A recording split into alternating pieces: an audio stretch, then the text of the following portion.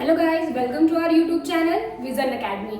आज हम स्टार्ट करने जा रहे हैं हमारे फर्स्ट चैप्टर का second question, that is significance of principal of management.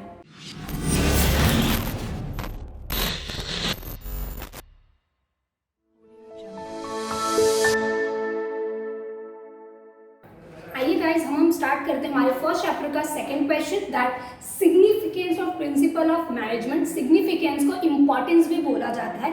जैसे कि प्रीवियस लेक्चर्स में हमने देखा कि प्रिंसिपल ऑफ मैनेजमेंट क्यों इंपॉर्टेंट है, दैट उसका नेचर क्या होता है, उसका मीनिंग क्या होता है। सेम इस लेक्चर में हम देखने वाले हैं कि हमारा जो प्रिंसिपल ऑफ मैनेजमेंट उसका इंपॉर्टेंस क्यों होता है हमारे बिजनेस में। फर्स्ट सिग्निफिकेंस आपको बताया गया है कि provides useful insight of management. What is useful जैसे बताया गया कि प्रिंसिपल ऑफ मैनेजमेंट क्या होता है, ये आपको हेल्प करता है आपके बिजनेस को अंडरस्टैंड करने में, दैट कि एज अ मैनेजर अगर मैं मेरे बिजनेस को रन कर रही हूँ तो बिजनेस में होने वाली किसी भी प्रॉब्लम या ऐसी कोई सिचुएशन आ गई जिसे मैं हैंडल नहीं कर पा रही हूँ, तो प्रिंसिपल ऑफ मैनेजमेंट मुझे कैपेबिलिटी प्रोवाइड करता है कि मैं मेरे बिजनेस को अच्छी तरीके से अंडरस्टैंड कर पाऊँ, साथ ही साथ मेरे बिजनेस रिलेटेड जो भी डिफिकल्टीज आ रही उन डिफिकल्टीज को सॉल्व कर पाऊँ। और ये हमको एक और चीज़ प्रोवाइड करके देता है कि बिजनेस रिलेटेड जो भी रिसोर्सेज हमारे पास अवेलेबल हैं हम उनको प्रॉपर अच्छी तरीके से यूटिलाइज करें और अपनी प्रोडक्टिविटी को इंक्रीज कर सकें। तो वही चीज़ें हमने यहाँ पे लिखी हुई है, that first improves the understanding of business, second provides manner to handle situation, and third one reduce wastage of resources. Guys, अब हम मूव करते हैं हमारे सेकेंड पॉइंटर की तरफ, दैट है scientific decision. What is scientific की बात की जाए, इट मीन्स सिस्टमैटिक और बैलेंस डिसीजन। जैसे कि आपको मालूम होगा जब हम हमारा बिजनेस न्यूली स्टार्टअप करते हैं तो हमें पता नहीं होता कि हमारा बिजनेस कैसा होगा, कौन सी टेक्निक हम यूज करें, कौन सा मेथड अडॉप्ट करें कि हमारा बिजनेस अच्छी तरीके से रन हो पाए। But after certain period of time जब हमारा बिजनेस धीरे धीरे ओल्ड होने लगता है तो हमें पता चलने लगता है कि हमारे बिजनेस के लिए क्या सूटेबल है और क्या सूटेबल नहीं है। तो प्रिंसिपल ऑफ मैनेजमेंट हमको हेल्प करता है कि हम हमारे business related proper systematic decision लें ताकि हम हमारे बिजनेस को आगे ग्रोथ एंड एक्सपांशन दे पाए। वही चीज़ें यहाँ पे लिखी हुई है कि साइंटिफिक मीन्स सिस्टमैटिक और बैलेंस डिसीजन। नेक्स्ट है आपका ये मैनेजर को ट्रेनिंग प्रोवाइड करता है कि मैनेजर किसी भी तरीके की क्रिटिकल सिचुएशन अगर आए तो उनको हैंडल कर सके। साथ ही साथ यहाँ पे एक और चीज़ इम्पोर्टेंट है आपके लिए कि मैनेजर कभी भी हमेशा ट्रायल एंड एरर मेथड के बेसिस पे बिजनेस को रन नहीं कर सकता। उन्हें एक सिस्टमैटिक टेक्निक या सिस्टमैटिक मेथड को अडॉप्ट करना पड़ता है ताकि वो अपने बिजनेस को और अच्छी तरीके से रन कर पाए। अब हम मूव करते हैं हमारे थर्ड सिग्निफिकेंस की ओर। थर्ड सिग्निफिकेंस है हमारा helpful in efficient utilization of resources. What is utilization of resource? It means optimum utilization of resource. मतलब जो भी रिसोर्स हमारे बिजनेस में हमारे पास अवेलेबल है हम उनको अच्छी तरीके से यूटिलाइज करें और अपनी प्रोडक्टिविटी को इंक्रीज करें। जैसे कि आपको पता होगा कि बिजनेस में दो तरीके के रिसोर्स हमारे पास अवेलेबल होते हैं। पहला फिजिकल रिसोर्स, दूसरा होता है हमारा ह्यूमन रिसोर्स। फिजिकल रिसोर्स में आते हैं हमारे मटेरियल, मशीनरी, मनी, टूल्स, और हमारे ह्यूमन रिसोर्स में आते हैं मैन पावर में हमारे एम्प्लॉयज और वर्कर आते हैं। सो प्रिंसिपल ऑफ मैनेजमेंट हमको बताता है कि हमें हमारे रिसोर्सेज को प्रॉपर अच्छी तरीके से यूटिलाइज करना है और वेस्टेज को कम क्रिएट करना है ताकि हम हमारी प्रोडक्टिविटी को इंक्रीज कर सके। जैसा कि एग्जांपल हमने लिया हुआ है कि standard tools and machinery helps to increase the quality and productivity. क्या बोला गया है यहाँ पे कि अगर आप अच्छी क्वालिटी का मशीनरी या टूल यूज करते हैं अपने प्रोडक्शन के लिए तो उस टाइम पे आपकी कंपनी की प्रोडक्टिविटी और साथ ही साथ आपके प्रोडक्ट की क्वालिटी इंक्रीज होती है। उसी तरीके से as well as increase level of efficient of employ. साथ ही साथ अगर आप अच्छा तरीके का काम करेंगे, अच्छी तरीके की प्रोडक्टिविटी करेंगे तो आपके एम्प्लॉयज भी आपकी कंपनी के टूवर्ड्स काम करने के लिए मोटिवेट होते हैं और वो लोग प्रॉपर अपनी जितनी उनकी क्षमता है उसके अकॉर्डिंग प्रोडक्टिविटी को इंक्रीज करवाते हैं। अब हम मूव करते हैं हमारे फोर्थ पॉइंट की तरफ जो है understanding social responsibility. What is social responsibility? जैसा कि हमने पहले के लेक्चर में देखा था कि बिजनेस की रिस्पॉन्सिबिलिटी होती है कि उनसे जुड़े हुए जो लोग हैं उनको प्रॉपर बेनिफिट्स प्रोवाइड करके देना। अब उनसे जुड़े हुए लोग कौन होते हैं? जैसे कि हमारे इन्वेस्टर हुए, कस्टमर्स, एम्प्लॉई, वर्कर, तो बिजनेस की रिस्पॉन्सिबिलिटी है कि अगर वर्कर आपके लिए काम कर रहा है तो आप उसको प्रॉपर इंसेंटिव प्रोवाइड करें, प्रॉपर सैलरी प्रोवाइड करें, रेम्यूनरेशन प्रोवाइड करें, ताकि वो कंपनी के टूवर्ड्स अच्छी तरीके से काम करें। अगर आपके इन्वेस्टर्स हैं तो आप उनको प्रॉपर रिटर्न दें ताकि वो दोबारा आपके बिजनेस में इन्वेस्ट करने के लिए रेडी हो। अगर आपके कस्टमर हैं तो आपकी रिस्पॉन्सिबिलिटी होती है कि आप अपने कस्टमर्स को प्योर कॉम्पिटिशन मार्केट प्रोवाइड करें।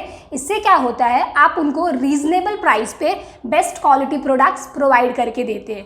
तो प्रिंसिपल ऑफ मैनेजमेंट आपको हेल्प करता है कि आप उनकी रिस्पॉन्सिबिलिटीज़ को समझें और उनके टूवर्ड्स उनको बेनिफिट्स प्रोवाइड करके दे सकें। वही चीज़ें यहाँ पर लिखी हुई है, ये हमें गाइडेंस प्रोवाइड करके देता है कि आप अपनी सोशल रिस्पॉन्सिबिलिटीज़ को समझें टूवर्ड्स एम्प्लॉयज़ एंड इन्वेस्टर्स। साथ ही साथ ये हमको प्रोवाइड करके देता है ताकि आप गुड क्वालिटी प्रोडक्ट दे सकें, avoiding monopoly, fair competition, fair remuneration, changes in environment, good working condition, avoiding unfair trade practices. साथ ही साथ आप good quality of tools and machinery अपने एम्प्लॉयज़ को दें ताकि वो अच्छी तरीके से आपकी कंपनी में काम कर सकें। अब गाइज हम मूव करते हैं हमारे 5th पॉइंट की तरफ, जो है हमारा encourage research and development. What is research? Research को हम हिंदी में बोलते हैं शोध करना। जैसे कि आपने देखा होगा कि बहुत सारे ऐसे ऑर्गेनाइजेशंस होते हैं जो कि ज़्यादा फोकस्ड होते हैं अपने रिसर्च एंड डेवलपमेंट डिपार्टमेंट को लेके। क्यों? क्योंकि रिसर्च एंड डेवलपमेंट डिपार्टमेंट का काम होता है कि मार्केट में हो रही नई नई शोध या नई नई जो ट्रेंड्स आ रहे हैं उनको आइडेंटिफाई करने के बाद उनसे क्या बेनिफिट हो रहे हैं, तो वो बेनिफिट्स हमारे बिजनेस के लिए यूज़फुल है या नहीं, ये सारी चीज़ें करने का काम कौन करता है? Research and development. तो आपने देखा होगा कि R&D डिपार्टमेंट का काम ही यही होता है कि मार्केट की रिसर्च करना। दैट मीन्स कस्टमर से ये लोग फीडबैक लेते हैं कि उन्होंने कौन से, अगर आपके प्रोडक्ट्स को यूज़ किया है तो कौन सा उनको बेस्ट लगा, कौन सा उनके लिए ज़्यादा प्रिफरेबल था, कौन सा ज़्यादा रीजनेबल था। तो research and development department in सारी चीज़ों पे फोकस करता है। साथ ही साथ इनका और भी काम होता है कि ये लोग ऐसे बेनिफिट, देखा होगा आपने जब आप कभी जॉब के लिए जाते हैं तो वहाँ पे क्या होता है, वहाँ पे एक पर्सन अपॉइंटेड होता है, बैठा होता है आपका इंटरव्यू लेने के लिए। आपके इंटरव्यू में उन्होंने आपसे कुछ क्वेश्चंस पूछे, कुछ उनके आपके नॉलेज को वो लोग चेक करते हैं। इससे क्या होता है, वो लोग देखते हैं कि आप उनके किस सेक्शन के लिए, सेक्शन दैट मीन्स आप सेल्स डिपार्टमेंट के लिए अच्छे हैं, प्रोडक्शन डिपार्टमेंट के लिए अच्छे हैं, मार्केटिंग में ज़्यादा अच्छे हैं, या फिर आपके परचेस में ज़्यादा अच्छे। तो आपकी कैपेबिलिटी के अकॉर्डिंग R&D डिपार्टमेंट का जो पर्सन वहाँ अपॉइंटेड होता है वो आपको वहाँ पर रिक्रूट करता है एज अ जॉब के लिए कि आप किस में अपना 100% दे सकते हैं।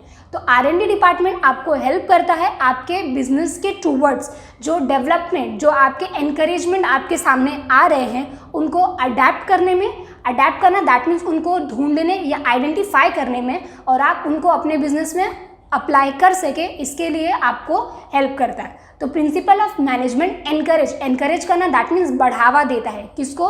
रिसर्च एंड डेवलपमेंट को, ताकि वो लोग ज़्यादा फोकस करके अपने बिजनेस का ग्रोथ कर सके। वही चीज़ें हमने यहाँ पे लिखी हुई है that it helps to develop new trends. यह आपको हेल्प करता है कि मार्केट में डेवलप हो रहे आपके न्यू ट्रेंड्स को अडेप्ट करने में और अपने कंपनी को ग्रोथ प्रोवाइड करने में। Next, modify management according to situation. ये आपको हेल्प करता है कि आप अपने मैनेजमेंट को मॉडिफाई दैट मीन्स चेंज कर सके according to your situation. Next example यहाँ पे दिया गया है that R&D department work for the benefit of production, sales, marketing, finance department for their growth. यहाँ पे हमने एग्जाम्पल में जो हमने पहले थोड़ा सा डिस्कस किया दैट R&D डिपार्टमेंट का काम ही यही होता है कि बिजनेस के जो अलग अलग डिपार्टमेंट जैसे सेल्स, फाइनेंस, हमारे प्रोडक्शन डिपार्टमेंट, तो उनके लिए क्या सूटेबल होगा, क्या प्रिफरेबल होगा, क्या उनको ग्रोथ प्रोवाइड करके दे सकेगा, वो सारी चीज़ें आइडेंटिफाई करके देना और उनको अडॉप्ट करना। आइए गाइज हम एक और एग्जाम्पल डिस्कस कर लेते हैं हमारे रिसर्च एंड डेवलपमेंट डिपार्टमेंट का। क्या होता था गाइज, पहले जब 20 से 25 साल पहले आप जाएंगे तो हमारे यहाँ पे ट्रेडिशनल बिजनेस को फॉलो किया जाता। What is traditional business? जैसे एक पर्टिकुलर सी शॉप होगी, शॉप पे हम हमारे गुड्स को अवेलेबल करा देंगे, जिनको भी वो गुड्स चाहिए हमारी शॉप पे आए, परचेस करे और लेकर जाए। बट इन अ ईयर 1991 जब हमारी LPG, what is LPG policy? That liberalization, privatization and globalization, जैसे ही हमारे इंडिया में इंक्लूड हुआ, क्या हुआ, ई कॉमर्स का भी एंट्रेंस हुआ। What is e commerce guys? E commerce की बात की जाए तो ये इलेक्ट्रॉनिक कॉमर्स होता है, जिसमें आप घर बैठे बैठे कोई भी प्रोडक्ट्स परचेज कर सकते हैं और उस प्रोडक्ट को आप घर बैठे बैठे पा सकते हैं। तो ये क्यों हुआ? Because of research and development department. उन्होंने इन चीज़ों को आइडेंटिफाई किया, आइडेंटिफाई करने के बाद अपने बिजनेस के ओनर्स को ये सारी चीज़ें बताई कि मार्केट में एक नया ट्रेंड आया है कि लोग ई कॉमर्स के टूवर्ड्स ज़्यादा अट्रैक्ट हो रहे। तो बड़े बड़े बिजनेस ऑर्गेनाइजेशन उसके टूवर्ड्स अट्रैक्ट हुए और उन्होंने अपने बिजनेस को टाइप किया with e commerce. Type that means जो उनकी शॉप थी वो तो है ही, बट इन्होंने इकोनॉमिक कॉमर्स बोलते हैं इलेक्ट्रॉनिक कॉमर्स के बेसिस पे भी अपने वेबसाइट्स को लॉन्च किया हुआ है। इनकेस अगर आपको कोई भी प्रोडक्ट चाहिए तो आप वहाँ से जाकर परचेज कर सकते हैं और घर बैठे बैठे अपना प्रोडक्ट पा सकते हैं। आइए गाइज, अब मूव करते हैं हम हमारे 5th पॉइंट की तरफ, that helps to coordinate and control. What is coordinate? Coordinate करना दैट मीन्स तालमेल करना। जैसे कि आपको मालूम होगा कि जैसे हमारा फ्रेंड ग्रुप होता है कि हमारे कोऑर्डिनेशन होता है कि अगर एक ने कोई डिसीजन लिया तो बाकी सब उसको सपोर्ट करेंगे। उसी तरीके से जब आप एक ऑर्गेनाइजेशन में, ऑर्गेनाइजेशन इट मीन्स बिजनेस में जब आप काम करते हैं तो जो आपके हायर लेवल अथॉरिटी ने जो भी डिसीजन लिया होता है, सारे कंपनी के एम्प्लॉयज़ उस इंस्ट्रक्शंस को प्रॉपर फॉलो करते हैं ताकि अपने गोल को आप अचीव कर सके।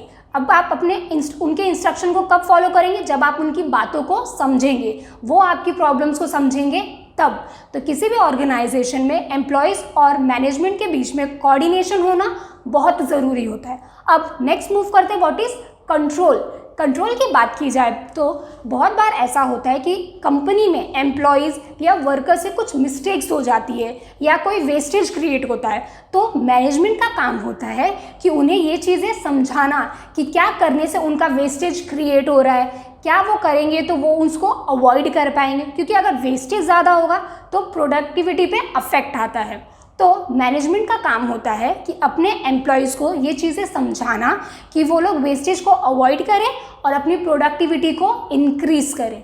अब नेक्स्ट मूव करते हैं, अब कोऑर्डिनेशन होता किनके बीच में है?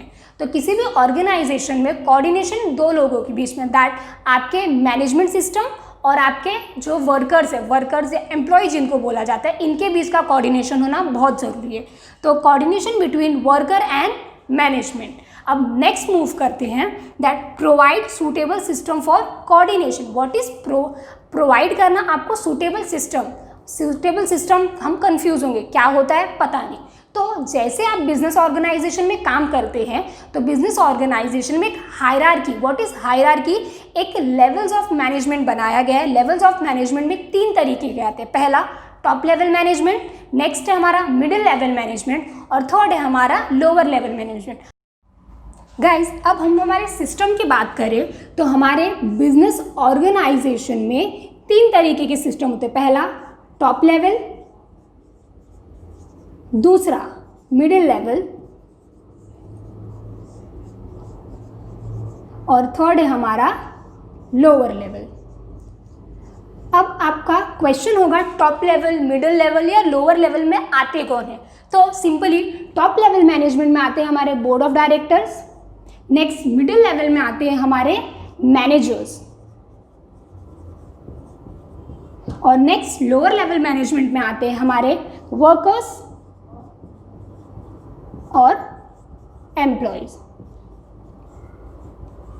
अब क्या होता है कि ये लोग किसी भी ऑर्गेनाइजेशन में 3 अथॉरिटीज़ होती हैं। इन तीनों अथॉरिटी का काम होता है कि जब इनके बीच में कोऑर्डिनेशन मतलब तालमेल होगा तभी ये लोग अपने डिज़ायर गोल को अचीव कर पाएंगे। सो टॉप लेवल मैनेजमेंट ने जो इंस्ट्रक्शन दिए किसको? मिडिल लेवल मैनेजमेंट को, तो उनको वो चीज़ें फॉलो करनी होती है। मिडिल लेवल मैनेजमेंट जो इंस्ट्रक्शन देता है हमारे लोअर लेवल मैनेजमेंट को, तो उनको वो चीज़ों को फॉलो करना होता है। क्यों? ताकि वो अपने कंपनी के ग्रोथ एंड एक्सपांशंस को बढ़ावा दे सके।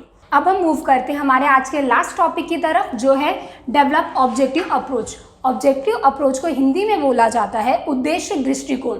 ये होता क्या है? आपने देखा होगा किसी भी ऑर्गेनाइजेशन में जब आप काम करते हैं तो कंपनीज की टॉप लेवल अथॉरिटीज़ आपको कुछ ऑब्जेक्टिव देते हैं। ऑब्जेक्टिव मतलब गोल प्रोवाइड करती है। उस गोल के टूवर्ड्स कंपनी के जितने भी एम्प्लॉयज़ होते हैं वो लोग काम करते हैं ताकि आप अपने गोल को अचीव कर सकें। यहाँ पे हमें प्रिंसिपल ऑफ मैनेजमेंट हेल्प करता है आपकी कंपनी के ऑब्जेक्टिव्स को फाइंड आउट करने में और उस ऑब्जेक्टिव के अकॉर्डिंग आपके वर्कर्स को हेल्प करता है काम करने में। फर्स्ट पॉइंट है आपका आइडेंटिफाई डेवलप अप्रोच, दैट ये आपको हेल्प करता है आपके ऑब्जेक्टिव्स को आइडेंटिफाई करने में। आइडेंटिफाई करना दैट मीन्स पहचानने में। नेक्स्ट है it provides appropriate solution of problem, साथ ही साथ ये आपको अप्रोप्रिएट सॉल्यूशन प्रोवाइड करके देता है इन केस कोई इमरजेंसी सिचुएशन आ जाती है या कोई क्रिटिकल सिचुएशन आ जाती है जिससे कि हमारे बिजनेस को हैवी लॉस हो सकता है। तो प्रिंसिपल ऑफ मैनेजमेंट आपको अप्रोप्रिएट मतलब एक अल्टरनेट सॉल्यूशन प्रोवाइड करके देता है कि आप अपने प्रॉब्लम्स को सॉल्व कर सकें।